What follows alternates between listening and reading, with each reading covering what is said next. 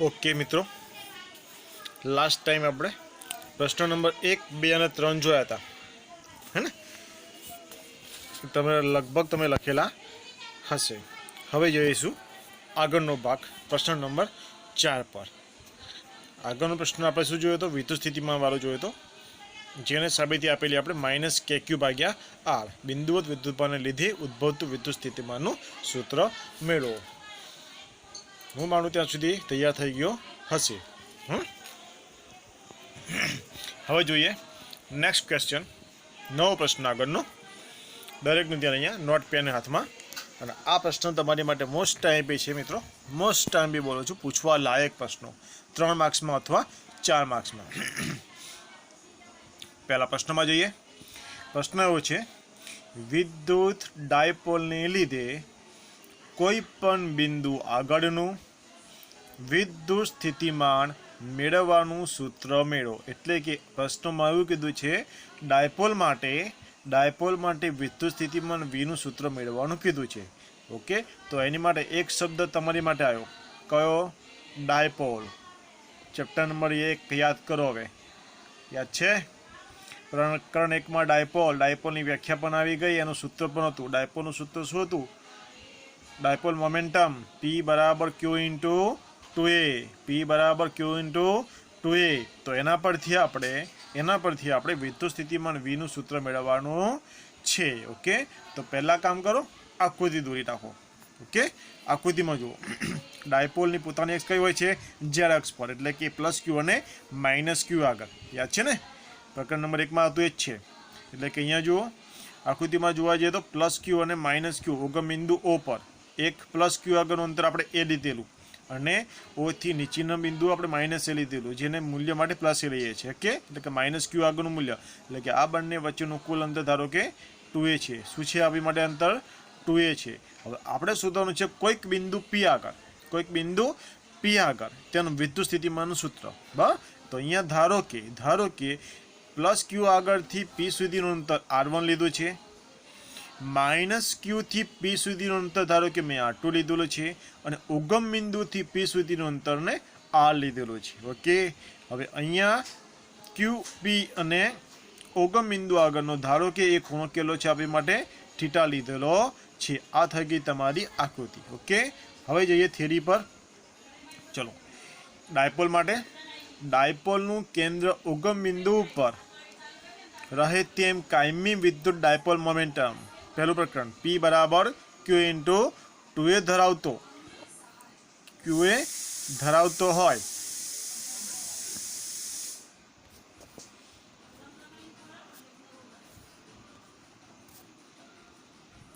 P = Q × 2a ધરાવતો હોય તો જસ્ટ મિનિટ. હા, Q × 2a ધરાવતો ડાયપોલ રાખેલો છે કે નહીં? અહીંયા આ તમારી આકૃતિમાં દેખાય છે. ડાયપોલનું કેન્દ્ર એટલે કે P, ઉગમ બિંદુઓ r અંતરે P બિંદુ ઉપર મૂકેલું છે. ઓકે, હવે સમજો, આ ઉગમ બિંદુથી ડાયપોલની થિયરી પ્રમાણે આ +q નું અંતર અને આ તમારું -q સુધીનું અંતર, Q થી P સુધીનું અંતરને શું નામ આપ્યું છે? r1. નીચે છે -q થી P સુધીનું અંતર આપણી માટે શું છે? r2 છે. સમજણ પડી કે નહીં વિદ્યાર્થી મિત્રો? એટલે કે +q થી r1 એટલે કે ડાયપોલના કેન્દ્રથી r અંતરે P બિંદુ છે. r અંતરે ઉગમ બિંદુથી P સુધીનું અંતર મારું r છે. એ જ પ્રમાણે +q થી P સુધીનું અંતર r1 છે, અને -q થી P સુધીનું અંતરને આપણે r2 નામ આપેલું છે. હવે એની માટે વિદ્યુત સ્થિતિમાનનો મતલબ કુલ સરવાળો કરવાનો. તો પહેલાનું વિદ્યુત સ્થિતિમાન અલગ શોધવાનું, બીજાનું વિદ્યુત સ્થિતિમાન અલગ શોધવાનું, બંનેનું મૂલ્ય શોધીને બંનેનો સરવાળો કરશું તો મને કુલ V મળશે. એટલે કે V = V1 + V2 કરી શકાય. તો પહેલાં +q માટે, પછી -q માટે શોધી નાખીએ. ઓકે, તો જુઓ, પહેલાં +q માટે એનું ધારો કે +q છે, એનું વિદ્યુત સ્થિતિમાન ધારો કે V1 હોય, તો V1 બરાબર આગળ જે આપણે સાબિતી આપી એ જ પ્રમાણે શું આપી? V = kq/r, માઇનસ માટે માઇનસ, પ્લસ માટે પ્લસ. તો શું આવશે? એ પ્રમાણે V1 = kq/ અંતર કયું છે અહીંયા? r1.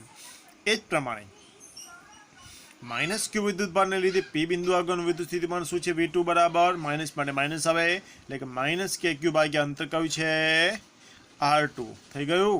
હવે મારે શોધવાનું છે બંનેનું કુલ અંતર એટલે કે કુલ વિદ્યુત સ્થિતિમાન V બરાબર V1 પ્લસ V2 એટલે કે આ રહ્યો તમારો V1 આ રહ્યો તમારો V2 આ બંનેનો સરવાળો કરો તો પ્લસ ગુણ્યા માઇનસ માઇનસ થઈ જશે એટલે કે V બરાબર KQ ભાગ્યા R1 પ્લસ માઇનસ KQ ભાગ્યા R2 પ્લસ ગુણ્યા માઇનસ માઇનસ કરી દેવાના એટલે કે તમને શું મળશે V બરાબર બંનેમાં જુઓ KQ સામાન્ય KQ ને બહાર કાઢી લો તો 1/R1 વધ્યા અહીંયા પ્લસ ગુણ્યા માઇનસ ને માઇનસ કરી નાખ્યા અને અહીંયા 1/R2 વધી ગયા ઓકે ના। તો એ પ્રમાણે હવે શું આવશે V બરાબર KQ તો તમે સામે કાઢેલા છે તો ઉપર હવે લસા લેવો પડે R2 સામે ગુણાય R1 અહીંયા સામે ગુણાય એટલે કે R2 માઇનસ R1 છેદનો બંનેનો ગુણાકાર R1 × R2 આ થઈ ગયું વિદ્યુત સ્થિતિમાન। આને નંબર આપો સમીકરણ નંબર 1 બરાબર છે। હવે આકૃતિ પરથી એવું કહીએ ધારો કે આપણે આકૃતિમાં જો એક ખૂણો આપેલો છે આપણી માટે cos θ ધારો કે હું એવું કહું છું R1 અને R2 ની સાપેક્ષે બંને એકબીજાના કેવા છે નાના એકદમ સૂક્ષ્મ વિચારી શકાય।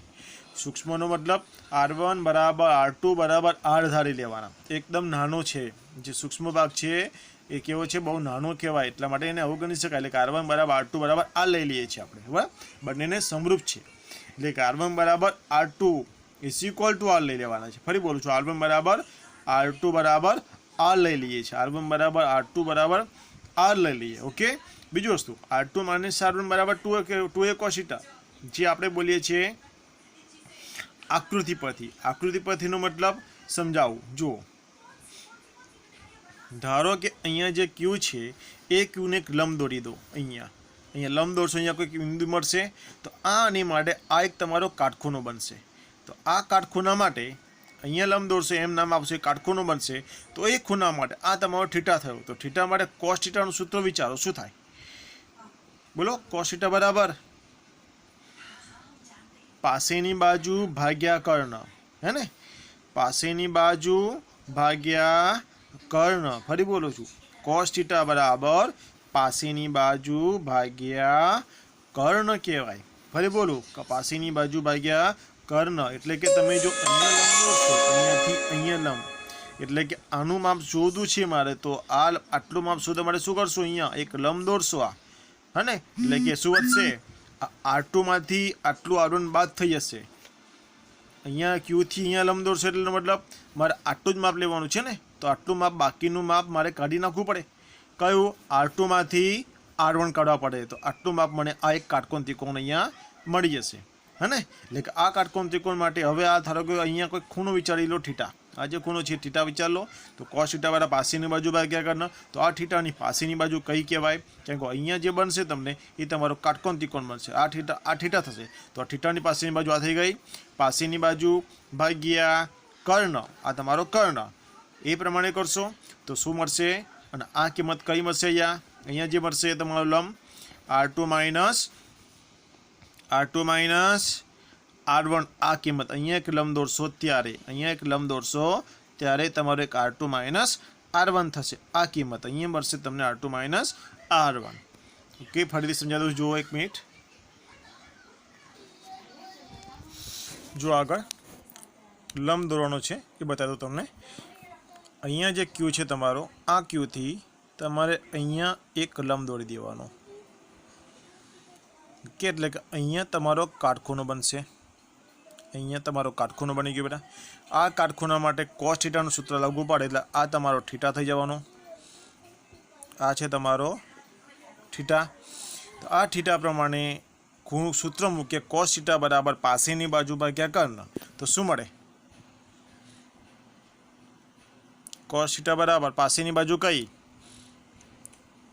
આવશે બોલો આ થીટાની પાસેની બાજુ કેમ કે આ જે કિંમત મળશે તમને શું મળશે R2 માંથી R1 બાદ કરતા R1 આવશે નહીં ખાલી આટલા જ ભાગની વાત કરી છે એટલે અહીંયા મળશે તમને R2 માઇનસ R1 મળે એટલે આ કિંમત માટે પાસેની બાજુ કઈ થશે R2 માઇનસ R1 થશે એટલે કે એ માટે શું આવશે તમારી R2 માઇનસ R1 આવશે એટલે કે આવું મળે તમને cos θ બરાબર પાસેની બાજુ R2 માઇનસ R1 ભાગ્યા કર્ણ કયો છે 2a. ઓકે, કોના બરાબર છે cos θ, તો આ cos θ ને સામે ગુણો તો શું મળશે 2a cos θ બરાબર R2 માઇનસ R1. શું આવશે 2a cos θ બરાબર R2 માઇનસ R1. ઓકે, હા કે ના? ચલો આગળ જઈએ. હવે તો હવે જોઈએ આ થઈ ગયું તમારે R2 માઇનસ R1 બેટા. તો આગળ હવે આવી ગયા આપણે શું છે આપણી માટે R2 માઇનસ R1 બરાબર 2a cos θ. 2a cos θ થઈ ગયું R2 માઇનસ R1 માં. અને આને આપણે બીજી વસ્તુ લેવાની છે R2 બરાબર R1 બરાબર આ લઈએ છીએ એટલે કે આ બધી જ કિંમત આપેલા સમીકરણમાં મૂકી દેવાની છે. આપેલા સમીકરણમાં મૂકી દઈએ તો શું મળશે v બરાબર kq ના kq second R2 minus R1 બરાબર શું મળે છે 2a cos θ. R2 minus R1 જગ્યાએ 2a cos θ મૂકી દઈએ. R1 R2 બરાબર આ લઈ લેવાનું એટલે R ગુણ્યા R તમારો R² થશે એટલે કે v બરાબર મળી ગયા kq ઇન્ટુ હવે જોજો kq ઇન્ટુ હવે ડાયપોલનું સૂત્ર યાદ કરો p બરાબર q ગુણ્યા 2a. અહીંયા ક્યાંક દેખાય છે જો આ 2 લેવાના આ q લેવાના ને આ a એટલે આના આખ્યાના ગણતરી પ્રમાણે તમે p લઈ લેશો એટલે કે વધ્યા ખાલી k p cos θ ભાગ્યા R² વધ્યા. શું વધ્યું R² વધ્યા તો v બરાબર શું મળશે v બરાબર આ 2a cos θ ની જગ્યાએ આપણે લઈ લઈશું અહીંયા 2aq બરાબર p લઈશું એટલે kp cos θ વધશે તો v બરાબર મળી ગયા. શું મળ્યું kp cos θ ભાગ્યા R². એકમ સદિશ માટે આપણે R કેપ લઈએ છીએ. ઓકે, તો v બરાબર k ના k ઇન્ટુ p. હવે સદિશ cos θ કાઢી નાખું તો શું લખાય સદિશની નિશાની આવે એટલે કે k ઇન્ટુ p સદિશમાં R કેપ એકમ સદિશ ભાગ્યા R².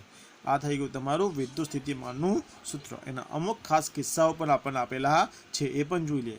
જો તમારો ડાયપોલની અક્ષ પ્રમાણે જો થીટા તમારો આ cos θ છે થીટા બરાબર 0 હોય તો શું મળે થીટા બરાબર 0 હોય તો શું થાય અથવા થીટા બરાબર 180 હોય તો તમને વિદ્યુત સ્થિતિમાન કેટલું મળે થીટા ઇક્વલ ટુ 0 અથવા થીટા બરાબર 180 હોય તો v બરાબર શું મળશે પ્લસ ગુણ્યા માઇનસ kq ભાગ્યા R². ઓકે, પરંતુ જો થીટા તમારો 90 મળે તો એટલે કે cos 90 એટલે કે થીટા બરાબર π/2 મળે તો v બરાબર 0 કારણ cos 90 ની કિંમત 0 જોડે કોઈ પણ કિંમત ગુણાય તો પણ 0 થશે. ચલો બેટા આમાં કોઈ કન્ફ્યુઝન હોય તો કહેતા રહેજો. હા, આ થઈ ગયો તમારી માટે પ્રશ્ન નંબર 4. હા, હવે જોઈએ પ્રશ્ન નંબર 5 છે. પાંચમામાં એના અમુક સ્થિતિમાન છે એના એ આપેલા છે પ્રશ્નો એ પણ જોઈ લઈએ. શું છે પ્રશ્નમાં સમસ્થિતિમાન પૃષ્ઠ એટલે શું સમજાવો અથવા સમસ્થિતિમાન પૃષ્ઠ વિશે ટૂંક નોંધમાં લોકો સમસ્થિતિમાન એનો મતલબ જેનું વિદ્યુત સ્થિતિમાન સમાન હોય તેવા પૃષ્ઠને સમસ્થિતિમાન કહે છે. એ પ્રમાણે સૂત્ર તમને આપેલું છે મેં આગળ સાબિતી જોઈ લઈએ તો પણ છતાંય જે પૃષ્ઠ પરના બધા જ બિંદુએ ફરી બોલું જે પૃષ્ઠ પરના બધા જ બિંદુએ સમસ્થિતિમાન કેવું હોય સમાન હોય તો તેવા પૃષ્ઠને સમસ્થિતિમાન પૃષ્ઠ કહે છે. આ એક પૃષ્ઠ છે, આ એક આ બીજું આ ત્રીજું ચોથું પણ દરેક માટે શું છે કેન્દ્રમાં એટલે કે દરેક માટે વિદ્યુત સ્થિતિમાન સમાન. તો આને શું કહીશું વિદ્યુત સ્થિતિમાન પણ કેવું સમસ્થિતિમાન. ધારો કે બિંદુવત વિદ્યુત પર કોઈ q થી કોઈક r અંતરે વિદ્યુત સ્થિતિમાન v બરાબર kq ભાગ્યા r કહેવાય. kq ભાગ્યા r એટલે કે k કેવો અચળ વિદ્યુત ભાર પણ કેવો છે એક જગ્યાએ બેઠેલો છે એટલે કે અચળ. ઓકે, તો શું બન્યું v ચલે છે 1/r એટલે કે વિદ્યુત સ્થિતિમાન પ્રોપોર્શનલ ટુ 1/r એટલે વિદ્યુત સ્થિતિમાન એ તેના અંતરના વ્યસ્ત પ્રમાણમાં હોય છે જે દર્શાવે છે r અચળ હોય છે તો v પણ અચળ હોય છે. આમ એકલ વિદ્યુત ભારના સમસ્થિતિમાન પૃષ્ઠો વિદ્યુત ભારના કેન્દ્ર ધરાવતી ગોળાકાર સપાટીઓ હોય છે. એકલ વિદ્યુત ભારની વિદ્યુત ક્ષેત્ર રેખાઓ વિદ્યુત ભારથી શરૂ થતી અથવા વિદ્યુતભારમાં જ અંત પામતી ત્રિજ્યાવર્તી રેખાઓ છે જે વિદ્યુતભારના ધન અથવા ઋણ તેના પર આધાર રાખતી હોય છે. ધન પરથી પણ નીકળે અથવા ઋણ પરથી પણ નીકળતી હોય છે. આ ક્ષેત્ર રેખાઓ દરેક બિંદુએ તે બિંદુમાંથી પસાર થતા સમસ્થિતિમાન પૃષ્ઠને ખાસ અંડરલાઇન લંબ હોય છે. ક્ષેત્રરેખાઓ દરેક બિંદુ નીકળે છે બિંદુમાંથી પસાર થતું જે વિદ્યુત સ્થિતિમાન હશે એને હંમેશા કેવી હશે? લંબ હોય છે. એટલે કે જો ક્ષેત્ર સમસ્થિતિમાન પૃષ્ઠને લંબ ન હોય તો શું થાય? લંબ ન હોય તો સમાંતર. આપણે બે જ કિસ્સા છે, સમાંતર કાં તો લંબ, હે ને? એટલે કે સમસ્થિતિમાન પૃષ્ઠ લંબ ન હોય તો સમાંતર ઘટક કયો બનશે? અશૂન્ય હોય છે. અને એકમ પરીક્ષણ વિદ્યુતભાર પર કાર્ય કરવું પડે છે. આમ જે સ્થિતિમાન પૃષ્ઠની વ્યાખ્યાથી કેવું છે? વિરુદ્ધ છે. એટલે કે વ્યાખ્યા પ્રમાણે ચાલતું નથી. આમ સમસ્થિતિમાન પૃષ્ઠ પર વિદ્યુત સ્થિતિમાનનો તફાવત શૂન્ય હોય છે. તેથી સપાટી પર વિદ્યુતભારને ગતિ કરાવવા કોઈ કાર્ય કરવું પડતું નથી. કોની માટે વાત કરીએ? માત્ર સમસ્થિતિમાન માટે કોઈ પણ કાર્ય કરવું પડતું નથી. સીધી રેખામાં જ હોય છે. જુઓ અહીંયા તમને આકૃતિમાં આપેલું છે પ્લસ ક્યુથી બધા જ સમસ્થિતિમાન એક જ જગ્યાએ લાગશે. વિદ્યુત સ્થિતિમાન સમાન હશે. અહીંયા પણ સમાન અંતરે વિદ્યુત ક્ષેત્ર છે માટે. આ થઈ ગયો તમારી માટે પ્રશ્ન નંબર 5. ઓકે, 2 પ્રશ્નો કરાયા છે. આ પણ આજે જોઈ લેજો બધા. અને એમાં આ પ્રશ્ન જે છે આગળનો પ્રશ્ન નંબર 4 મોસ્ટ ટાઈમ પછી પૂછવા લાયક અને પૂછાય પણ છે. એટલે કે આની તૈયારી ખાસ કરવાની તમારે રહેશે. અને કંઈ પણ કન્ફ્યુઝન હોય તો મને કહેતા રહેજો. ઓકે, બાકીનું હવે પછી જોઈશું. અને આગળના વિડીયો તમારા રોજ હવે આવતા રહેશે. રોજ એક 2 વિડીયો આવતા રહેશે. એટલે કે આપણી ચેનલને સબસ્ક્રાઈબ કરી દેજો અને શેર પણ કરજો. Okay, by.